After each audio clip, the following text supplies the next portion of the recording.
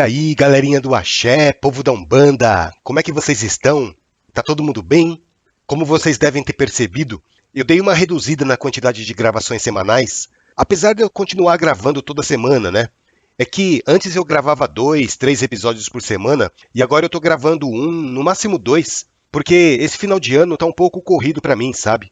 Cheio de coisa pra fazer, cheio de compromisso, não tá sobrando muito tempo pra gravar como eu gostaria os episódios. Mas vamos lá. Continuamos firme e forte aqui para falar sobre Umbanda, espiritualidade, mediunidade e também sobre as poesias de um preto velho.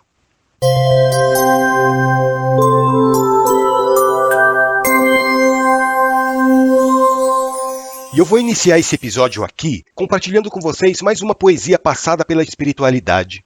Aliás, já faz um tempo já, né, que eu não coloco nenhuma poesia aqui para a gente ouvir. É que às vezes eu me entretenho aqui nos assuntos e acabo pecando por não colocar as poesias do Pai Antônio. Me perdoem por isso.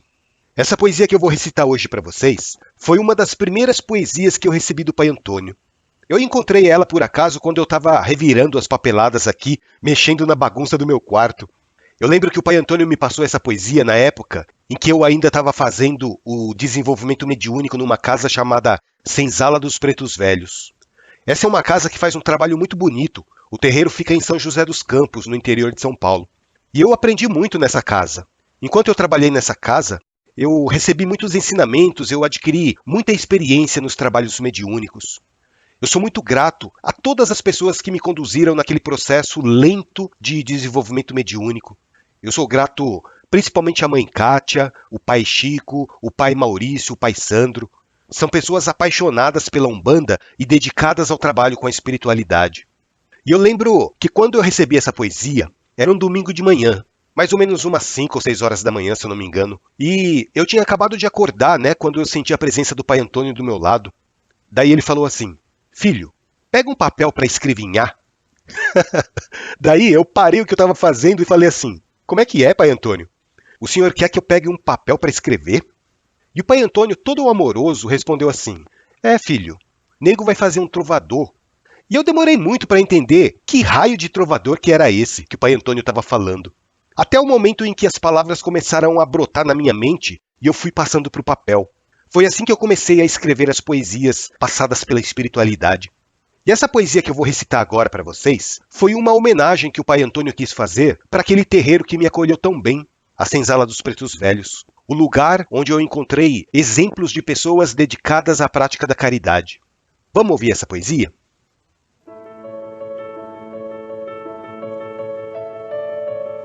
Às quintas eu vou numa casa cheia de santos e velas. Tem batuque, tem estudo, tem cadeiras e janelas. Lá dentro tem um congá jorrando água cristalina, um presente de Iemanjá refletindo a luz divina.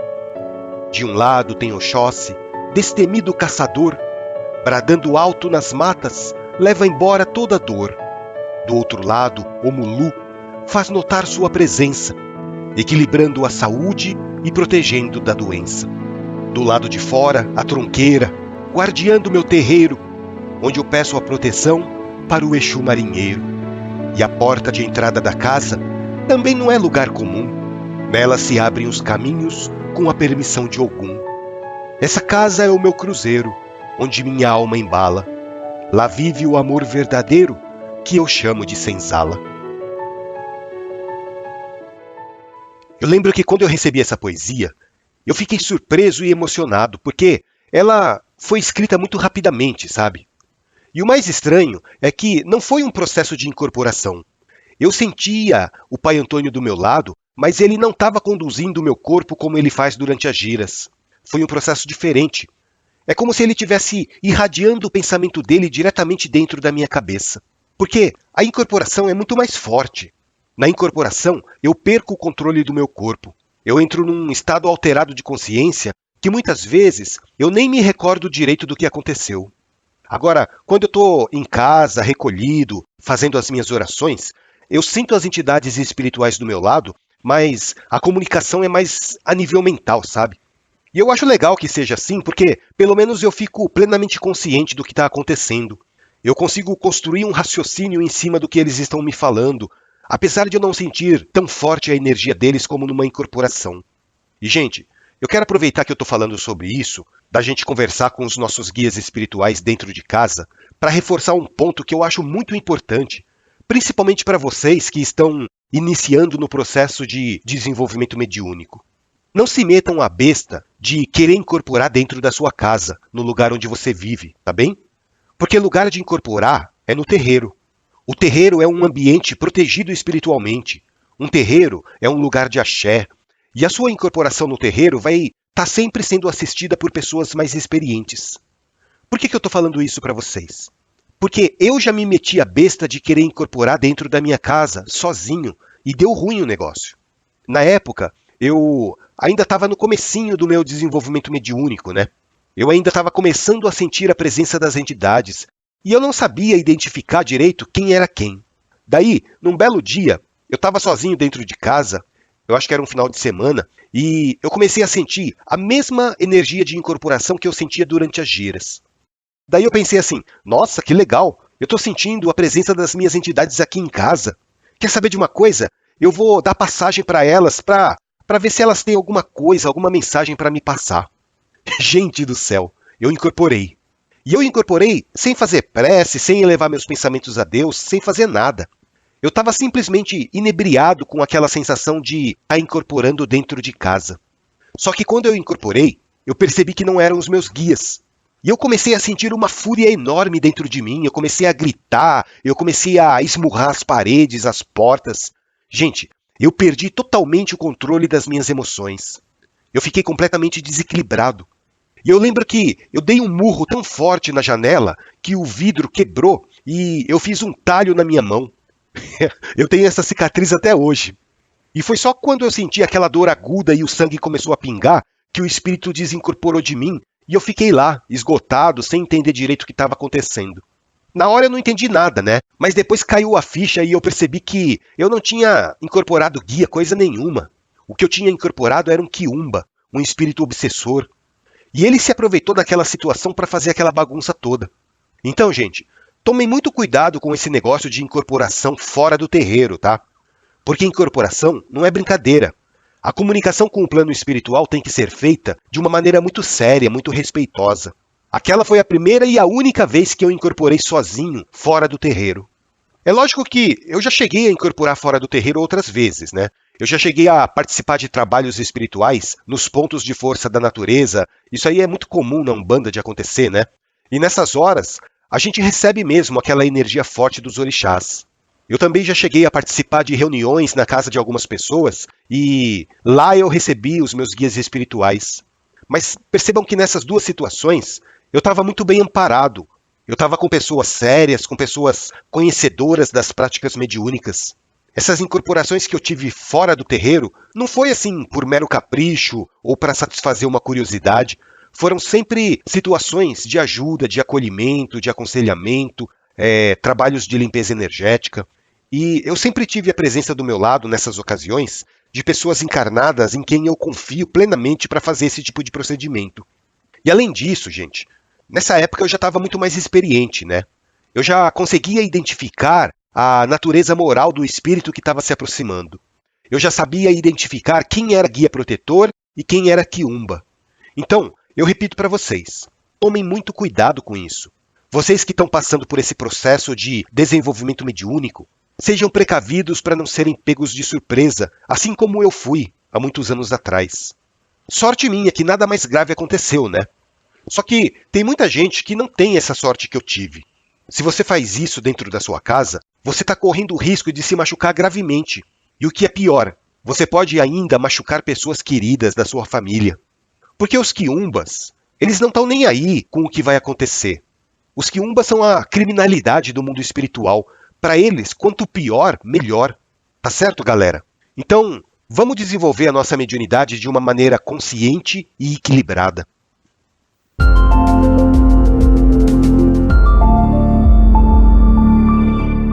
E agora eu vou passar uma outra poesia para vocês, também daquela época que eu ainda estava fazendo o meu processo de desenvolvimento mediúnico. Na verdade, eu acho que já tinha acabado de fazer o desenvolvimento mediúnico e eu estava começando a dar atendimento nas giras.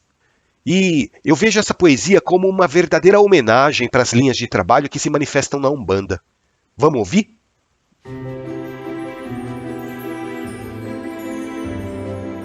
Na primeira semana do mês, se renovam as esperanças.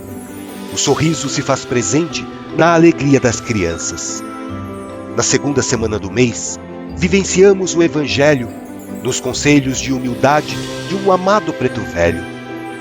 Na terceira semana do mês, encontro árvores e tocos, sinto a energia da natureza no trabalho dos caboclos. Na quarta semana do mês, o meu coração suspira, porque é tempo de festejar com Exus e Pombagiras.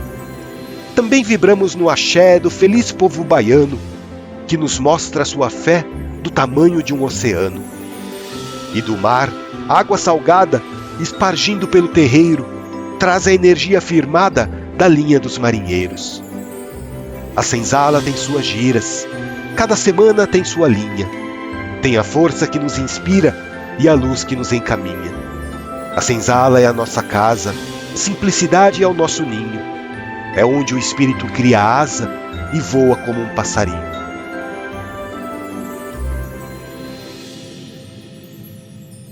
Não é linda essa poesia? Eu fiquei extasiado quando eu recebi esses versos do plano espiritual, porque vocês não têm ideia da energia maravilhosa que a presença da entidade me passa quando eu estou escrevendo as palavras, sabe? É uma energia de carinho, de amor profundo, de cuidado. O mesmo sentimento que uma mãe teria por um filho recém-nascido, a mesma emoção quando a gente abraça alguém que nós amamos muito. Essa é a energia que os guias de luz me trazem. Essa é a energia com a qual eu sou envolvido. E esse é o lado maravilhoso de você desenvolver a mediunidade, né? Os espíritos de luz nos trazem uma energia tão boa que isso serve como um incentivo para que a gente se esforce para continuar no caminho certo.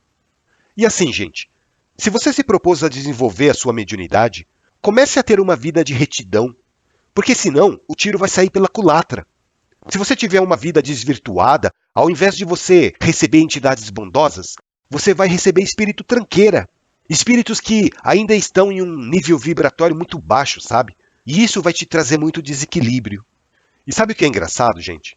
O desenvolvimento mediúnico funciona mais ou menos como um cabresto pra gente, sabe? Se você faz as coisas certas, você é recompensado com presenças espirituais boas ao seu lado. E a partir do momento que você começa a abrir os canais mediúnicos, você começa a sentir essa energia de uma maneira muito mais intensa. E o outro lado também é verdade, né? Se você continua fazendo coisas erradas na sua vida e resolve abrir os seus canais mediúnicos, aquela energia desequilibrada que pulsa ao seu redor vai te deixar muito pior do que você já é. Porque a mediunidade é apenas uma ferramenta, né? Eu já falei isso para vocês em outros episódios. Você pode usar a sua mediunidade para fazer tanto o bem quanto o mal. A escolha é sua. E a partir das suas escolhas, você vai atrair bons ou maus espíritos para a sua vida. E, gente, mudando de pato para ganso aqui, eu tô com vontade de cantar um ponto. Eu não sei porquê, hoje eu tô vibrando na energia do povo do cangaço. Vocês sabiam que tem essa linha de trabalho na Umbanda? O povo do cangaço tem uma vibração muito próxima do povo da Bahia. A única diferença é que os baianos trabalham na direita, né? Enquanto que o povo do cangaço tem os 2 pezinhos fincados na esquerda. E eles fazem um trabalho muito bonito também. Eles têm uma manifestação muito forte. E eu resolvi gravar esse ponto aqui em homenagem a eles. Vamos ver a meleca que saiu, porque eu não tenho atabaque aqui em casa, né? Mas aí eu tava com vontade de cantar e tocar, daí eu peguei uma caixa de papelão aqui e comecei a batucar nela. Eu pensei, até que tá saindo um som legal. Vamos ver o que vocês acham dessa minha arte. Mas não é a arte de artista não, tá? É a arte de arteiro mesmo. Salve Maria Bonita, salve Lampião.